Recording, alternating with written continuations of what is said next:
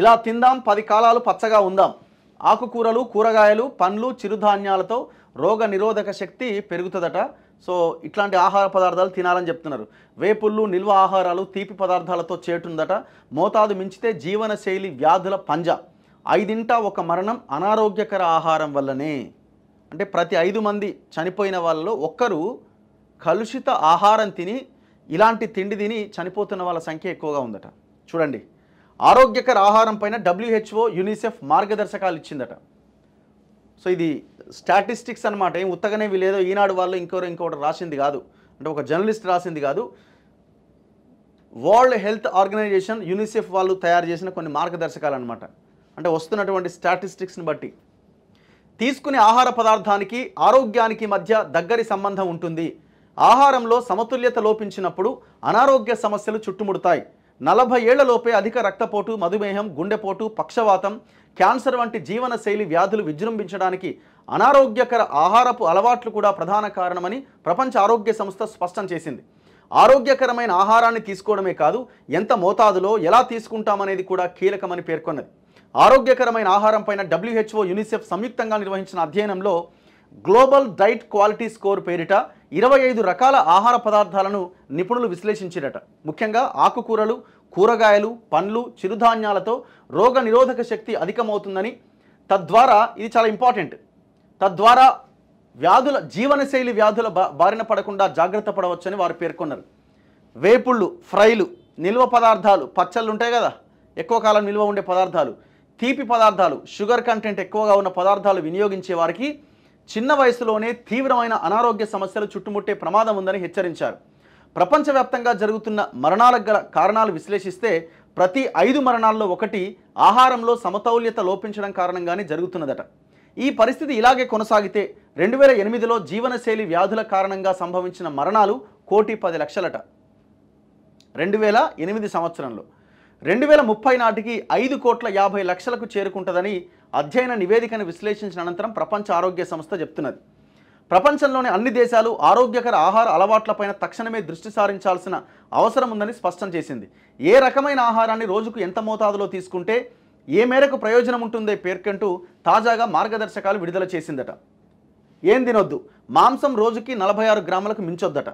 వారంలో 1-2 సార్లు తిన్నప్పటికీ 200 నుంచి 300 గ్రాముల కన్నా ఎక్కువగా తీసుకోకూడదు.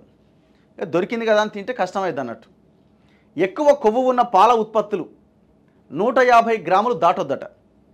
ఇది డైరీ ప్రొడక్ట్స్. ప్రాసెస్డ్ ఫుడ్, ఎక్కువ రోజులు నిల్వ ఉండే ఫుడ్ ఏదైతే ఉందో, ప్యాకెట్లలో నిల్వ ఉంచిన చిప్స్ సహా ఇతర పదార్థాలు, జంక్ ఫుడ్లు, ఇందులో ఉప్పు శాతం, సాల్ట్ ఎక్కువగా ఉంటుందట.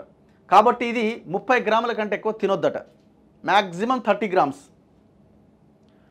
ఫ్రెంచ్ ఫ్రైస్, ఫ్రైడ్ రైసు ఇలాంటి వేపుడు పదార్థాలు రోజుకి 9 గ్రాముల కంటే అధికంగా తింటే 30 అట. అంటే తినకపోవడమే బెస్ట్ అన్నట్టు. 9 గ్రాములు అంటే ఏముంది, అది మనం తినేది 300 గ్రాములు ఉంటుంది పొరపాటున స్టార్ట్ చేస్తే. బేకరీ ఆహారాలు అంటే కేవలం కేకులు, పఫ్లు, బిస్కెట్లు వంటివి రోజుకు 7 గ్రాములు మించొద్దట. శీతల పానీయాలు అంటే కూల్ డ్రింకులు రోజుకి 57 మిల్లీలీటర్ల కంటే అధికంగా వద్దు. అంటే ఒక గుటక మాత్రమే అట. అయిపోద్దా ఒక గుటకతో స్టార్ట్ చేస్తే? కాదు. బంగాళాదుంప అంటే ఆలుగడ్డ రోజుకి 100 గ్రాములే తినాలన్నట. స్వీట్లు, ఐస్ క్రీమ్లు వంటివి 13 గ్రాములే తినాలన్నట. పండ్ల రసాలు 37 మిల్లీలీటర్ల కంటే ఎక్కువగా తీసుకోవద్దు. పండ్ల రసం కంటే నేరుగా పండ్లను తింటే ఎక్కువగా ప్రయోజనం ఉంటుందట. సో జ్యూసెస్ కంటే, అంటే ఇది ఎవరో చెప్పింది, WHO చెప్తున్న లెక్క ఇది.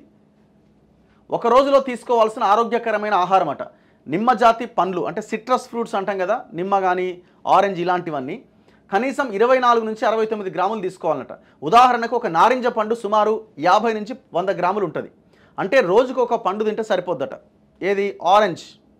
ఎవ్రీడే ఒక ఆరెంజ్ తింటే బెటర్, చాలా మంచిగా ఉంటుందట.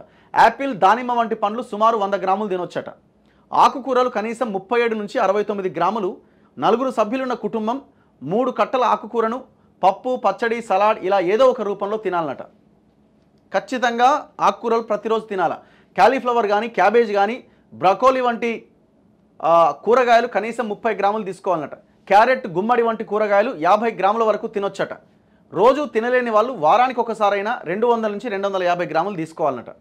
బెండకాయ, బీరకాయ, వంకాయ వంటి ఇతర కూరగాయల్లో ఏదో ఒక దాన్ని 100 గ్రాముల చొప్పున తినాలి.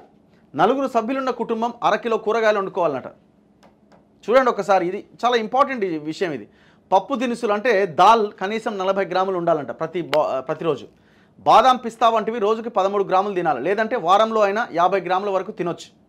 100 గ్రాముల అన్నం లేదంటే 1-2 చపాతీలు తినాలి. వంట నూనెలు రోజుకి ఒక వ్యక్తికి 10 గ్రాములు అంటే సుమారు 2 టీ స్పూన్లు. ఆయిల్, చేప ఏదైనా 100 గ్రాములు, చికెన్ 50 గ్రాముల వరకు, తక్కువ కొవ్వు ఉండే పాల ఉత్పత్తులను 150 గ్రాములు తీసుకోవచ్చు. రోజు గుడ్డు తినాలన్నట. ఇదంతా ఎవరికి సాధ్యమవుతుంది? మంచి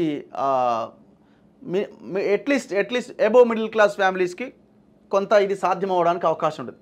సామాన్యులు, పేదలు వీళ్ళంతా ఇట్లా చూసుకొని తినే అవకాశం చాలా తక్కువగా ఉంటుంది. సో ఏదేమైనా మనకు ఉన్నంతలో కొంత ఈ ఆహారపు అలవాట్లు, జీవనశైలిని మనం మార్చుకోగలిగితే ఉన్నంతలో సాధ్యమవుతుంది. మనం ఆల్కహాల్ ఏం పెట్టలేదంటే తాగొద్దనే చెప్తున్నారు అన్నట్టు. అది ఎవరు మంచిది అన్నారు కదా. నెక్స్ట్ మిగతా వార్తల్లో ఈనాడులో